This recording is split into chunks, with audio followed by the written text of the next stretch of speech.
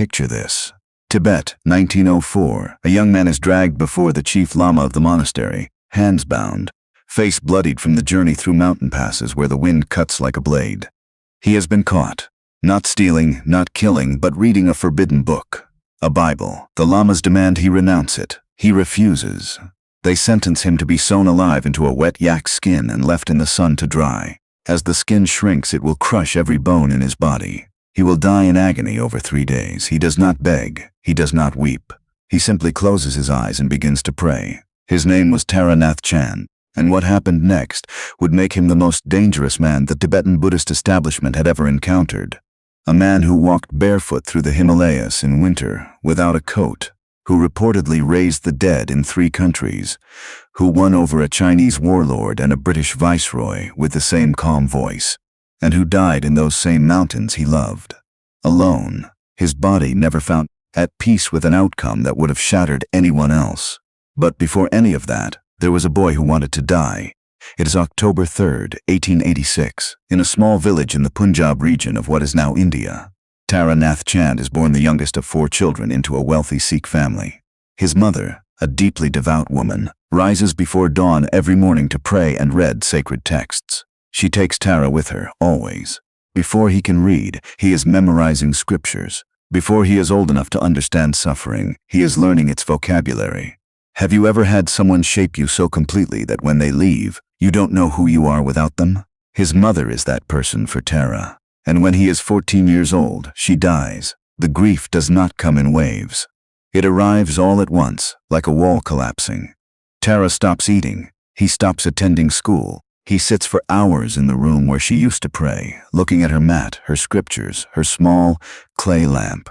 His father, a practical, educated man, a leader in their community, does not know what to do with a son who has decided that life without his mother is not worth the trouble.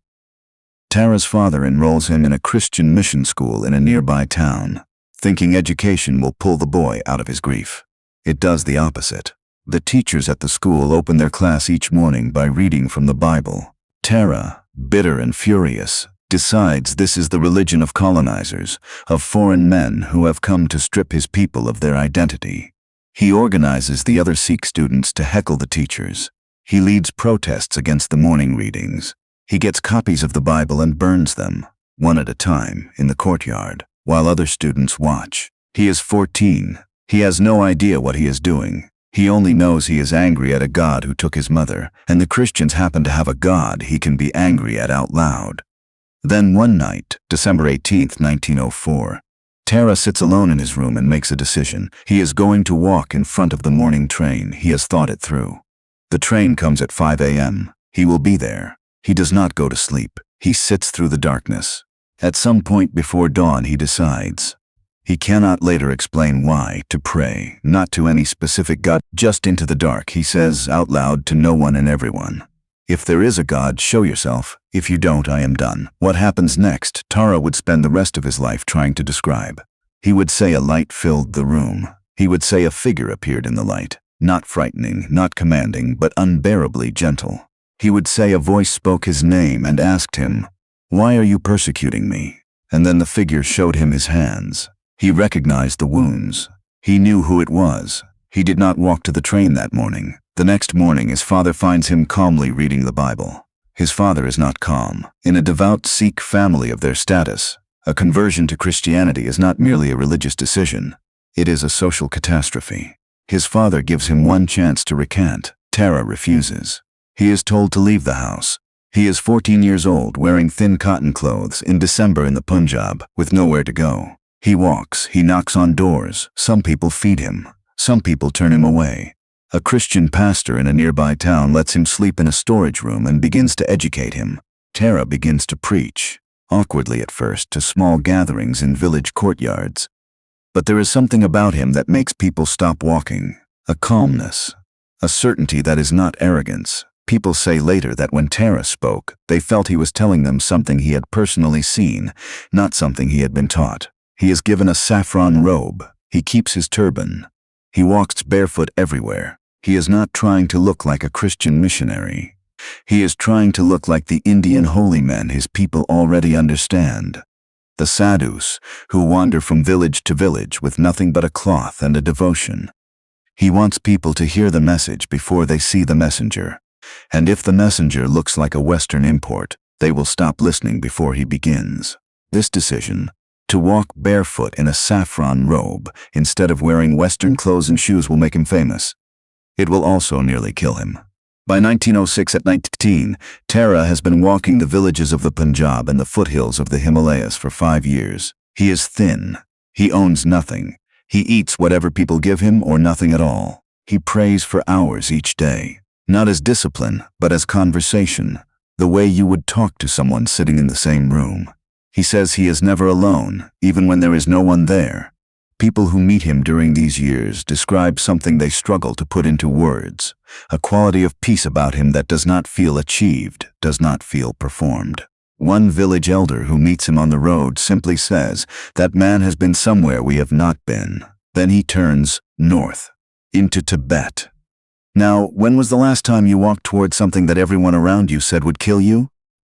Tibet in the early 20th century is not a country that welcomes foreigners, especially not Christian preachers. The lamas, the Buddhist religious leaders who hold enormous power over village life, actively prohibit the reading of Christian texts.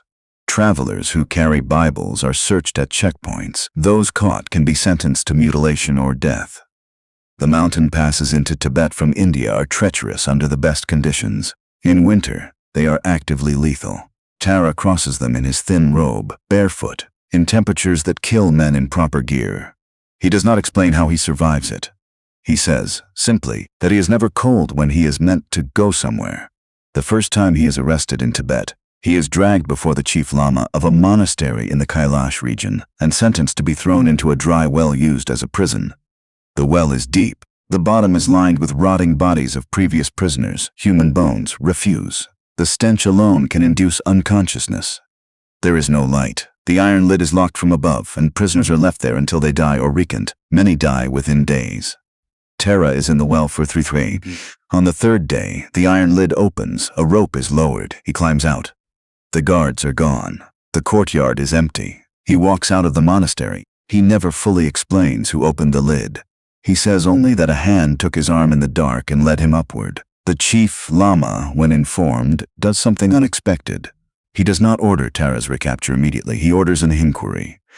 A man who survived 3 days in the death well and walked out, that is either a trick or something the chief lama does not have a category for.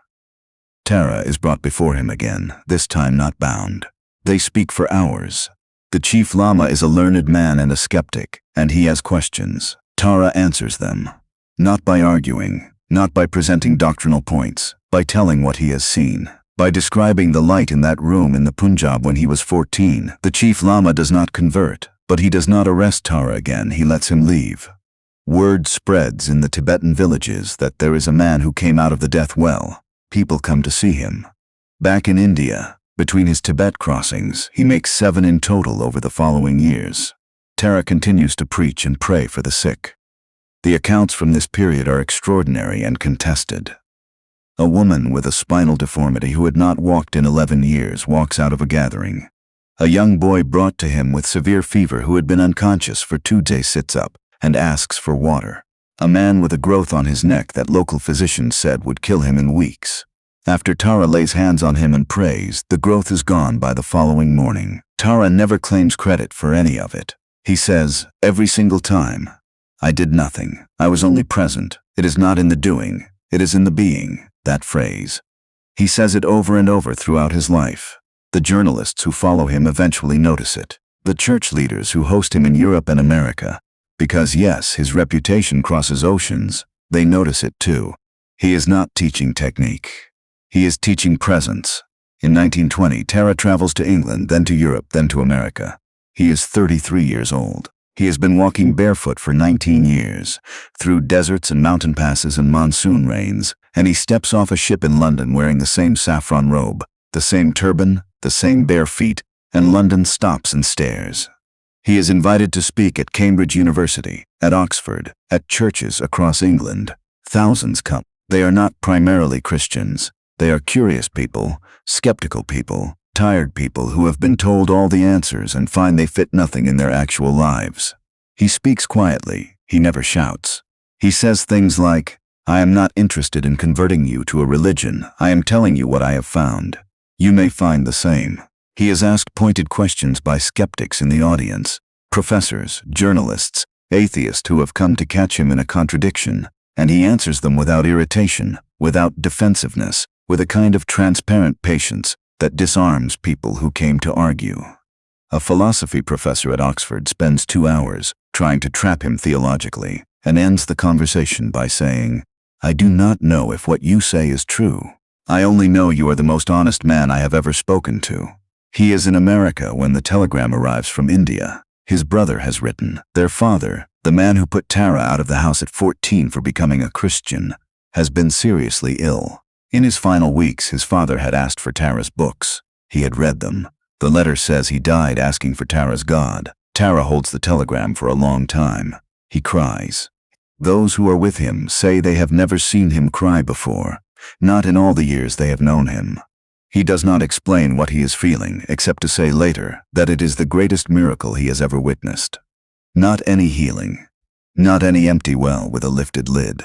The heart of a man who sent his son away, softened 30 years later. But here is the part of Tara's story that does not appear in the church pamphlets or the hagiographies. The part that makes people uncomfortable. He was almost completely absent from the lives of people who needed him close. He had become a father figure to dozens of young men he had discipled along the way. Young men who followed him for years, who learned from him, who built their entire spiritual formation around his presence, and then watched him turn north again, back toward Tibet again and again. They would not see him for months, sometimes a year. Letters went unanswered, not because he was indifferent, but because he was in a Tibetan prison, or crossing a pass in a storm, or sitting in a monastery where he was both honored guest and prisoner, and there was no post service for any of those locations. One of the young men he had most deeply influenced, a boy named Daniel, who came from a village near Ludhiana, who had followed Tara since he was 12, who called him simply father, died of typhoid while Tara was in Tibet. By the time Tara returned, Daniel had been buried for 6 weeks. Tara stood at the grave for a long time without speaking. Those who were with him say that when he finally turned and walked away, he looked like a different man, older, suddenly, emptied of something. He never fully recovered from Daniel's death. He spoke about it in private, in later years, with an honesty that his public reputation seemed to forbid. He told a friend, "I walked into pestilence for strangers and never got sick. I let a boy who called me father die alone. I do not know how to make those two things fit together." He never could. He carried both of them. Have you ever done something extraordinary for the world while failing at something small and close? In 1929, at 42, Tara announces he is crossing into Tibet one more time. His friends beg him not to. He is not well. His health, which had seemed supernaturally sustained for decades, has been declining. He has headaches that last for days. He loses weight he cannot afford to lose. A doctor in Simla examines him and tells him he should not cross any mountain pass for at least a year. Tara listens politely and thanks the doctor and begins preparing for the crossing. The last anyone sees of him, he is walking away from the Indian side of the Rohtang Pass, that narrow blade of mountain road that cuts between India and the Tibetan plateau, 13,000 feet up, where the wind in spring can take a man off his feet and deposit him in a ravine 300 feet below. He is wearing his robe. He is barefoot. He is alone. He turns once and waves to the small group of friends and disciples who have come to see him off. He smiles. Then he walks over the ridge and is gone. He is never seen again. For years, people search. Reports trickle in from Tibetan villages. A robed Indian man was seen here, passed through there, stopped for tea, prayed for a sick child, moved on. But the reports end. The trail goes cold somewhere in the high plateau, in a landscape so vast and so indifferent that even the locals who have lived there for generations understand that it does not keep accounts, does not preserve the evidence of a life, does not owe the living any explanation. There is no grave, there is no body, there is no final letter. What there is, instead, is the thing he left behind. The villages in Tibet where he had preached, the small communities of faith that existed in places where no missionary had ever dared go and survived, the books he wrote, 14 of them, translated into more than 40 languages. Still in print a century later. The thousands in England and America who had sat in lecture halls listening to a barefoot Indian man in a saffron robe talk about light in a dark room and had walked out into the street changed. Gordon Mackay, who attended one of Tara's London lectures in 1920, went on to found a medical mission in East Africa that treated 1 million patients over the following 50 years. He said he could trace the origin of that decision to one sentence Tara said that night. The greatest waste of a human life is not to know what you are made for. What are you made for? Tara Nath Chand walked barefoot through some of the most brutal terrain on earth, penniless, often alone, for more than 20 years. Not because he had a plan, not because he had a methodology, not because he had a church structure or a mission board or a salary, but because he had been in a dark room at 14 and something had called his name out of it. And he had spent the rest of his life trying to find a way to give that same experience to everyone he met. He failed at some things, he missed some things that mattered. He let people down in ways he could not undo. He was, in other words, a person. A person through whom something extraordinary moved, precisely because he was not trying to be extraordinary. He was, as he said himself over and over, only being present, only staying in contact with the source. The secret of what moved through his life was not in the doing, it was in the being, and that is a secret that belongs to no one era, no one tradition, no one culture. It is available to anyone willing to sit in the dark long enough to hear their name called. What if it's waiting to be called for you? If this story stirred something in you, comment below with "Make me ready, Lord," and let us know whose story you want us to tell next. Don't forget to subscribe and hit the notification bell so you never miss these powerful stories of lives that prove the impossible is closer than we think. And if you want to go deeper, there's another man whose story runs parallel to Tara's, a man who could not read until his 20s, who shook entire nations, who punched people in the stomach in the name of healing and somehow made it work. His name was Smith Wigglesworth. His story is waiting for you in the next video. Don't look away from it.